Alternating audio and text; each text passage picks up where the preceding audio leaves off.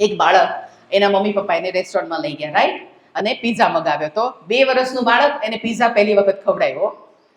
Mild cheese વાળો pizza હતો. બાળકે એક બાઈટ લીધું, એને મજા પડી ગઈ. આમ એની આંખો ને ફેસ ને બધું એકદમ સ્માઇલિંગ ને આ શું ટેસ્ટી છે એનું ફેસ કીધું તો એને બહુ ભાવી ગયું. એટલે મમ્મીએ ફરી વખત નાનો બીજો ટુકડો આપ્યો. એમ કરીને એને એક આખો પીસ ખાઈ લીધો અને બહુ એન્જોય કર્યું. એ વખતે પહેલી વખત એના એ મગજના કોષો વચ્ચે મેમરી બની કે પીઝા કેવો હોય. એને યાદ રહી ગયું કે એને બહુ ભાવી ગયો. એ જોડાણ બની ગયા પહેલી વખત પીઝા માટેના, કે જેને કારણે ફરી વખત એ પીઝા જોશે ને તો એના મોઢામાં પાણી આવશે કે આ તો મને બહુ ભાવે એવી વસ્તુ છે, આ તો મને ખાવી છે. પહેલી વખત મેમરી બની. દરેક વસ્તુની મેમરીઝ બને આવી રીતે. પછી શું થાય કે ફરી વખત રેસ્ટોરન્ટમાં જાય મમ્મી પપ્પા, એટલે પહેલાને જ ખાવું હોય કે મને પીઝા ખાવો છે. બાળકની ખાવાની યાદ પણ આવી રીતે 6 વર્ષ પહેલા મેક્સિમમ બની જાય છે.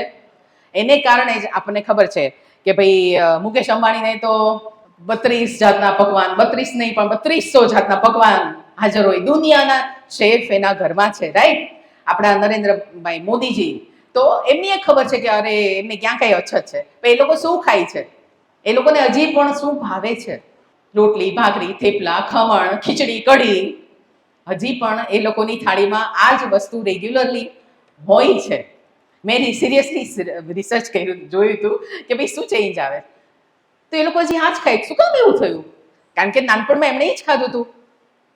નાનપણમાં એમણે એ જ ખાધું હતું અને એ જ મેમરી બની હતી અને એની સાથે જ એમના મગજમાં એક ટેસ્ટ પણ ડેવલપ થઈ ગયો હતો. 6 વર્ષ પછી જે બાળક પીઝા ખાવાનું શરૂ કરશે, એને 2 વર્ષે જેને પીઝા ખાધો હતો ને એટલું એની જિંદગીમાં ક્યારેય એની એટ્રેક્શન થાય. તો હું ફરીથી કહીશ કે તમે જો ઈચ્છતા હો ને કે આપણું બાળક ભાઈ કોલ્ડ ડ્રિંક્સ પ્રત્યે ન આકર્ષાય, ચોકલેટ પ્રત્યે ન આકર્ષાય, કારણ કે આપણને ખબર છે કે એ બધું કંઈ સારું નથી, હેલ્ધી નથી.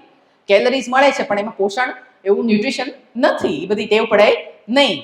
તો પછી એમને અત્યારે આપણે જે જમતા હોય ને રોટલી, ખીચડી, ભાખરી, અને આપણને માનતા હોય કે આ જ બધું સારું છે, તો એ જ ખવડાવજો. બહારનું ઓછામાં ઓછું, સાવ ઓછું, કે જેથી એના મગજમાં મેમરીઝ બને, જે એને ભાવતું થાય ને એ આપણી આ ઘરેલી વસ્તુ થાય. અને એમાં આપણે ગૌરવ લઈએ. ઘણી મમ્મીઓ એમાં ગૌરવ લે, અરે યાર મારું છોકરું તો રોટલી દાળ ખાતું જ નથી, એને તો બધું ફેન્સી જ જોઈએ. એ ગૌરવ લેવાની વાત છે? ઓબ્વિયસલી નથી. કદાચ આપણને મુઠિયા છે, લાપસી, કેટલી બધી આપણી સરસ વસ્તુઓ છે જેનું ક્રેવિંગ આપણને હજી થતું હોય. આ જ વસ્તુનું ક્રેવિંગ બાળકને ત્યારે જ થશે કે જો બાળક 6 વર્ષ પહેલા એ ખાઈને બહુ ખુશ હશે.